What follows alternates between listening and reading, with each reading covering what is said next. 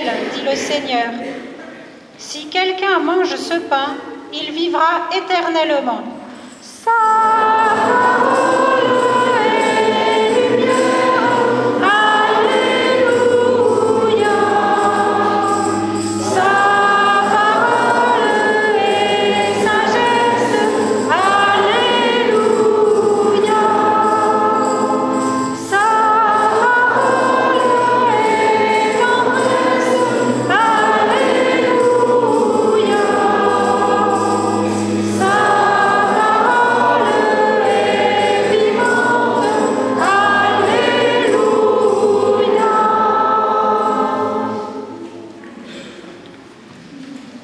Le Seigneur soit avec vous. Évangile de Jésus-Christ selon saint Marc.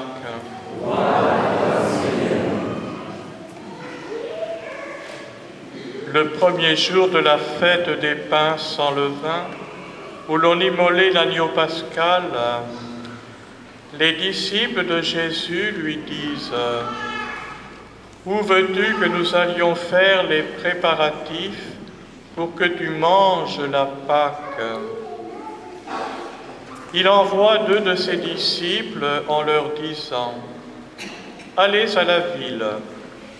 Un homme portant une cruche d'eau viendra à votre rencontre. Suivez-le. Et là où il entrera, dites au propriétaire, le maître te fait dire, où est la salle où je pourrai manger la Pâque avec mes disciples? Il vous indiquera à l'étage une grande pièce aménagée et prête pour un repas. Faites-y pour nous les préparatifs.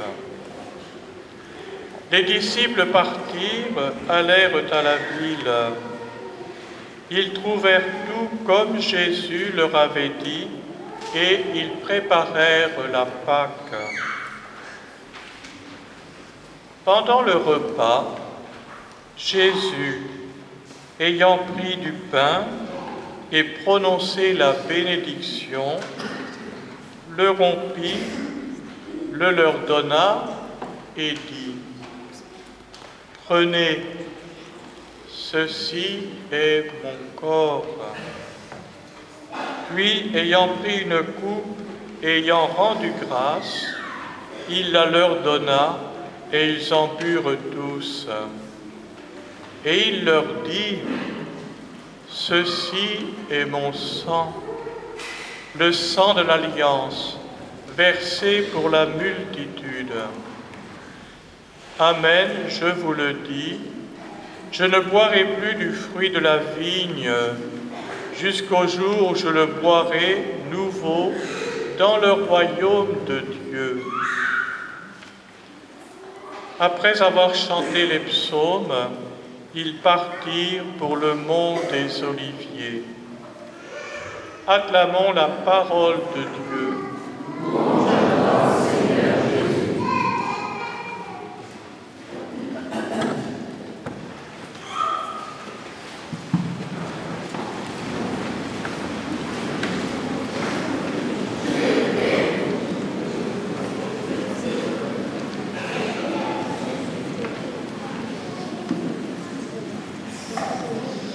Vous avez entendu, les textes qu'on lit aujourd'hui sont des textes qui nous parlent du corps et du sang de Jésus.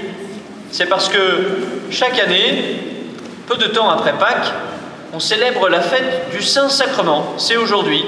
Il y a 15 jours, c'était la fin du temps de Pâques, c'était la fête de la Pentecôte. Et après la Pentecôte, il y a la fête de la Trinité. Et 15 jours après, aujourd'hui, la fête du corps et du sang du Christ. Tous les ans, les chrétiens rappellent que dans leur vie de tous les jours, ils ont besoin de Jésus dans le pain de vie pour pouvoir vivre leur vie chrétienne.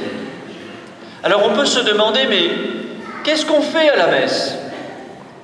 Et puis se redire aussi, mais comment est-ce que c'est possible que Jésus il se donne à travers du pain? Quelque chose de mystérieux quand même. Et puis pourquoi aussi? À quoi ça nous sert à nous? Qu'est-ce que ça change dans notre vie? Et tout cela, c'est une manière de comprendre ce que c'est que d'être baptisé pour toi, Léa. Ce que c'est que de devenir chrétienne, devenir chrétien pour un certain nombre d'entre vous. On devient chrétien, chrétienne par le baptême. Mais on a besoin de nous nourrir, de se nourrir de la vie des chrétiens, des chrétiennes. On a besoin de nourrir notre vie chrétienne, de la vie de Jésus en nous. Alors tout d'abord, peut-être de rappeler, qu'est-ce qu'on fait à la messe? Qu'est-ce qu'on rappelle à la messe? À la messe, on rappelle 3 choses. Peut-être on peut essayer de les trouver d'ailleurs ensemble. Comment est-ce que ça se passe, la messe? On vient de l'entendre dans l'évangile qu'on a entendu tout à l'heure. Qu'est-ce qu'on refait à la messe finalement, tout simplement? On reprend les gestes de Jésus. Qu'est-ce qu'il a fait comme geste, Jésus? C'était quand d'ailleurs, ce dernier repas de Jésus? C'était quand? Quand est-ce qu'il a vécu ce dernier repas? Si c'était le dernier repas, à première vue, c'était la veille de sa mort. La veille de sa mort, Jésus, il reprend un rite qu'on faisait dans son peuple. Un rite qui rappelait l'époque où les Hébreux, ils étaient esclaves en Égypte, ils ont passé la mer Rouge et ils ont été libérés de l'esclavage et ils ont pu retourner dans leur pays. Alors Jésus, il reprend ce repas, qui était déjà un repas d'anniversaire, qui rappelait aux Hébreux que Dieu les avait délivrés et qu'il leur avait donné un pain pour vivre heureux dans leur pays. Jésus reprend ce rite, il partage le pain et le vin. À la messe, c'est la première chose qu'on fait. On reprend le geste de Jésus, on partage le pain et le vin comme Jésus l'a fait. Mais est-ce que ce repas, c'est un repas comme les autres? Qu'est-ce qu'il dit Jésus en partageant son pain et en partageant la coupe de vin? Il dit que ce pain, c'est son corps livré. Il dit que ce vin, c'est son sang versé. Quand est-ce que Jésus il va faire ça? Le jour où il va donner sa vie sur la croix, le lendemain de ce dernier repas. Et à la messe, non seulement on rappelle le dernier repas de Jésus, mais on rappelle aussi qu'il a donné sa vie pour nous. Et en faisant ça, en donnant sa vie sur la croix, il accomplissait un rite ancien. Si vous avez bien écouté la première lecture, elle nous disait des choses assez terribles. Avant Jésus, longtemps avant Jésus quand même, plus de 1000 ans avant Jésus, comment est-ce qu'on faisait pour vivre l'alliance avec Dieu? On sacrifiait des animaux. C'était une drôle de manière de faire. On a entendu même qu'on aspergeait avec le sang des animaux le peuple pour qu'il soit renouvelé dans l'alliance avec Dieu. Bah oui, tu peux faire ça paraît dégoûtant. C'était un peu dégoûtant, effectivement. Mais pourquoi? Parce que le sang, c'était le symbole de la vie. Et donc c'était une manière de dire que quand on est dans l'alliance avec Dieu, on est dans la vie. Aujourd'hui, on ne fait plus ça, on est d'accord à la messe. Cependant, on rappelle que Jésus, lui aussi, il a versé son sang pour nous. Il a donné sa vie pour nous. Comme autrefois, on faisait le sacrifice des animaux, en Jésus, on croit que c'est Dieu qui est venu donner sa vie pour nous. Tout à l'heure, quand je vais redire avec le Père, « Ceci est mon corps livré pour vous, ceci est mon sang versé pour vous », on se souviendra que Jésus a donné sa vie pour nous. Mais est-ce qu'on croit que Jésus est encore mort? Non, Jésus est ressuscité. D'ailleurs, on célèbre la messe le dimanche, le jour où on rappelle la résurrection de Jésus. Alors, ce pain, on croit aussi qu'il est le pain vivant, le pain de vie. On peut se demander, Antoine et Malo, ça se passe par là, regardez-vous, voilà. On peut se demander, mais comment est-ce que c'est possible? On croit que Jésus, c'est Dieu qui est venu à notre rencontre. Alors Jésus, il peut très bien faire que ce pain, à travers ce pain, il nous donne sa vie. La meilleure expression qui peut nous aider à le comprendre, je l'ai dit tout à l'heure, c'est quand Jésus dit qu'il est le pain de vie. Ça veut dire que ce pain, on l'a entendu dans le poème, la séquence qu'on a lue avant de proclamer l'Évangile, il est comme un pain qui est transformé. Nous croyons que ce pain, ce n'est plus du pain, c'est la raison pour laquelle, d'ailleurs, après la messe, on le met dans le tabernacle, on le garde ce pain. Il est béni, on dit même qu'il est consacré. Ça veut dire qu'il est devenu sacré. Il est devenu le pain de Jésus, il est devenu le pain de vie. Est-ce que ça va suffire pour nourrir notre estomac? Sans doute pas. Il y en a d'ailleurs qui attendent le repas qui suit celui de la messe, j'en suis sûr, qui ont faim du repas qui suit celui de la messe. Mais il ne suffit pas qu'on nourrisse notre estomac pour qu'on soit heureux. Si à la maison on vous dit « tiens, voilà un steak, prends-le », mais qu'on ne vous aime pas, Du coup, ça ne suffit pas d'avoir un steak pour vivre. On a besoin aussi d'être aimé. Ce pain-là, il ne vient pas nourrir notre estomac, donc ça ne suffit pas. Par contre, il vient nourrir notre âme, il vient nourrir notre vie. Il vient nous rappeler justement que Jésus a donné sa vie pour nous. Et alors, il ne suffit pas seulement de se rappeler que cette alliance nouvelle, elle vient nous sauver comme on l'a entendu dans la deuxième lecture. Il faut que nous aussi, à notre tour, ça nous donne envie de nous donner.